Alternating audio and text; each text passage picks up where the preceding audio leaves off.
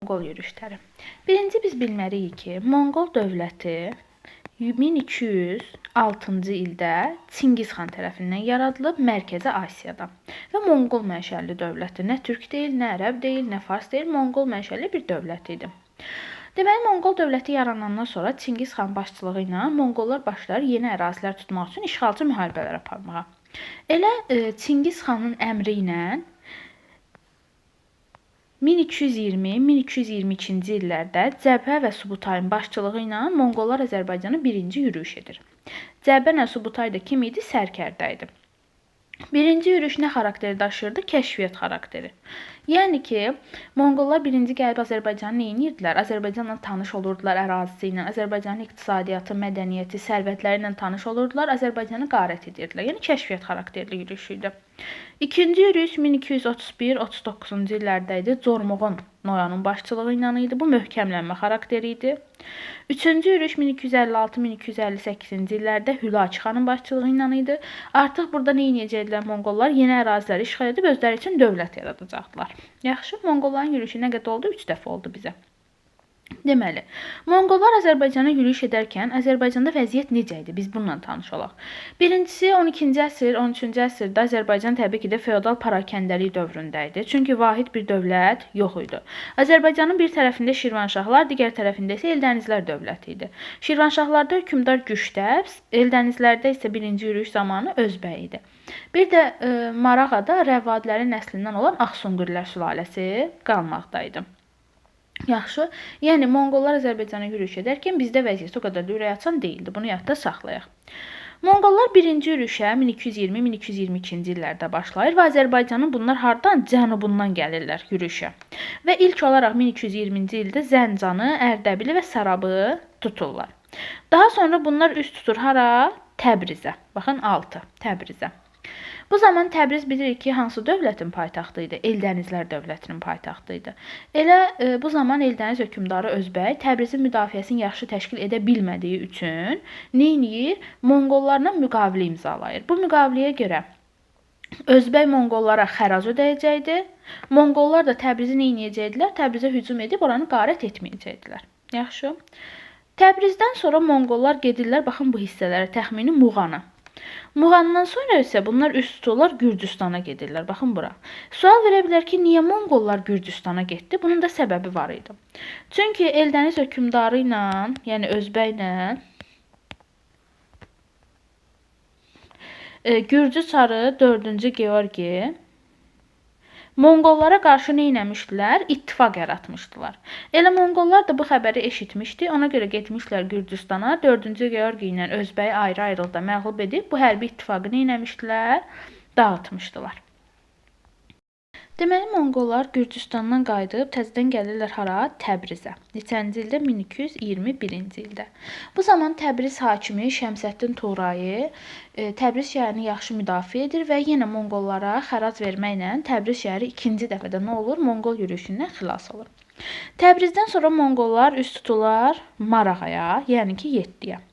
Marağada əhalinin nə qədər ciddi müqavimət göstərməsinə baxmayaraq, Marağa Monqollar tərəfindən qarət olunur və Marağa şəhəri Monqollar tərəfindən ələ keçirilir. Marağadan sonra yenə Monqollar bezmirlər, yenə 3-cü dəfə gedirlər hara? Təbrizə. Bu zamanda Təbriz Monqolların yürüyüşündən xilas olur və yenə xərac verir. Biz burada görürük ki, Monqolların birinci yürüyüşü zamanı Monqollar Təbrizə 3 dəfə nə ediblər? Uğursuz yürüyüş ediblər. Hər üçündə də Təbriz şəhəri xərac verməklə Monqol yürüyüşündən xilas olub. Bunu da qeyd kimi yazın kitabınıza. Deməli, Təbrizdən sonra Monqollar gedirlər hara? Ərdəbilə, yəni ki, baxın 8-ə.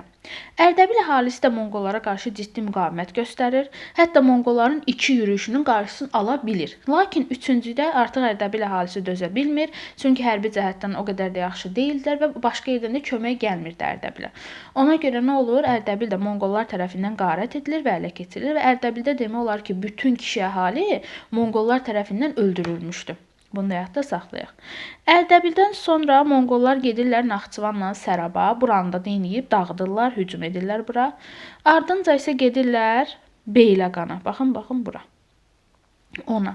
Beyləqan şəhəri də eyni digər şəhərlər kimi Monqollar tərəfindən qarət edilir və tutulur. Beyləqanın ardınca isə Monqollar gedirlər Gəncəyə. Gəncə də yaxşı müdafiə olunduğuna görə eyni Təbriz kimi Monqollara xərac verir və Monqol yürüşlərindən nə olur? Birinci yürüşdə xilas olur. Gəncənin ardınca isə Monqollar üst tutur Şirvanşahlar ərazisinə, yəni ki, Şamaxı-Şirvan ərazisinə. Bu zaman Şirvan əhalisi də ciddi müqavimət göstərməyinə baxmayaraq, Monqollar Şirvan-Şamaxını, yəni ki, Şirvanşahları da nə edirlər? Ələ keçirdirlər. Bunun ardınca isə Monqollar istəyirlər getsinlər hara? Dərbəndə. Yəni ki, baxın bu 4-də. Lakin Dərbənd çox möhkəm qalalarla müdafiə olunmuşdu və şəhər ciddi müdafiə olunurdu. Ona görə Monqollar burada hiyləyə əl atırlar. Gedirlər Şirvanşah hökmdarına deyirlər ki, biz səninlə sülh müqaviləsi imzalamaq istəyirik. Şirvanşah hökmdarı da Monqollara inanır və Monqolların yanına müqavilə şərtlərini danışmaq üçün 10 nəfər elçi heyəti göndərir. Monqollar isə danışığı davam etdirmirlər. O 10 elçidən birini öldürüb, digərlərini isə məcbur edirlər ki, onlara Dərbənddən şimala keçməyin gizli yolunu göstərsinlər. Yazıq bu 9 elçi də Monqollara kömək edir və Monqollar Dərbənddən keçərək gedirlər hara? Təzədən öz ölkələrinə qayıdırlar. Biz burada görürük ki, Monqollar birinci yürüşə cənubdan başlayıb, şimaldan nə ediblər? Çıxıb gediblər. Və birinci yürüyüş zamanı Təbriz, Gəncə və Dərbənd şəhərləri Monqollar tərəfindən tutulmayıb. Bunu da qeyd kimi yazın. Deməli, 1222-ci ildə Monqollar Dərbəndi keçərək Azərbaycanı tərk edirlər. Elə bundan bir qədər sonra Xərəzmşah hökmdarı Cəlaləddin 1225-ci ildə Azərbaycana başlayır yürüyüş etməyə. Azərbaycan yol keçidi qapısıdır. Yəni kim gəlir, yürüyüş edir. Qoymurlar biraz dinc oturaq. Deməli, Xərəzmşah Cəlaləddin dediyimiz kimi Xərəzmşah dövlətinin hökmdarı idi. Xərəzmşahlar dövləti isə yenə Mərkəzi Asiyada yaranan türk dövlətlərindən biri idi və Azərbaycana 1225-1231-ci illərdə yürüyüş edib. Xərəzmşah Cəlaləddin ilk olaraq Azərbaycanda, baxın bu da cənubdan gəlir, haranı tutur? Marağanı tutur. Marağanı tutandan sonra başlayır burada təmir işləri görməyə, şəhəri bərpa etdirir. Burada da məqsədi nə idi? Təbii ki, də əhalini öz tərəfinə çəkmək idi. Marağadan sonra gedir Təbrizə. Təbriz də yenə həmin vaxtda Eldənizlər dövlətinin paytaxtı idi. Bu zaman Eldəniz hökmdarı Özbək Gəncəyə, daha sonra isə Naxçıvana, yəni ki, Əlincə qalasına qaçır. Təbriz hakimi şəhəri müdafiə etməyə çalışsa da, Xərəzmşah Cəlaləddin Təbrizi neyniyir? Tutur. Təbrizin ardınca isə Gəncə, Beyləqan, Bərdə, Şəmkir, Şamaxı və bir sıra ərazilər tutulur Eldənizlər, Cəlallilər tərəfindən. Və bununla da 1225-ci ildə Eldənizlər dövləti Xərəzmşah Cəlaləddin tərəfindən süquta uğrayır. 1227-ci ildə isə Rəvvadilərin davamçısı olan Axsunqurilər sülaləsi də Xərəzmşah Cəlaləddin tərəfindən süquta uğrayır. Yenə həmin ildə, yəni 1227-ci ildə Xərəzmşah Cəlaləddin Şirvanşahlar dövləti üzərinə yürüyüş edir. Bu zaman Şirvanşah hökmdarı 3-cü Fərbrüz idi. Şirvanşahlar dövləti 1227-ci ildə Cəlaləddindən asılı vəziyyətə düşürlər və 3-cü Fərbrüz Xərəzmşah Cəlaləddinə 100.000 dinar xərac ödəməyə məcbur olur. Bunu da yadda saxlayın. Xərəzmşah Cəlaləddin Gəncəni, baxın yəni 11-i özünün iqamətgahına çevirir və bütün Azərbaycanın idarəsini tapşırır kimə? Vəziri Şərəf əl-Mülkə. Özü isə gedir öz işləriylə məşğul olmağa. Bu Şərəf əl-Mülk adında nə qədər şərəf sözü olsa da özü şərəfsiz adam olur. O Təbrizdə və başqa ərazilərdə qeyri-qanuni vergilər toplayır, özbaşınalıqlar edir, vergilərin miqdarını artırır. Bu səbəbdən də Azərbaycan əhalisi dözmür və başlayır üsyanlara. Xərəzmşah Cəlaləddinə qarşı ilk üsyanlar Təbrizdə, Xoyda, Mərəddə və Naxçıvanda olur. Ən böyük üsyan isə Gəncədə olur 1231-ci ildə. Bu üsyana usta bəndər, yəni sənətkar bəndər başçılıq edirdi. Lakin üsyan Cəlaləddin tərəfindən yatırıldı. Yatırılmasına baxmayaraq bu üsyan bizə göstərir ki, Cəlaləddin Azərbaycanda hakimiyyəti o qədər də möhkəm deyildi.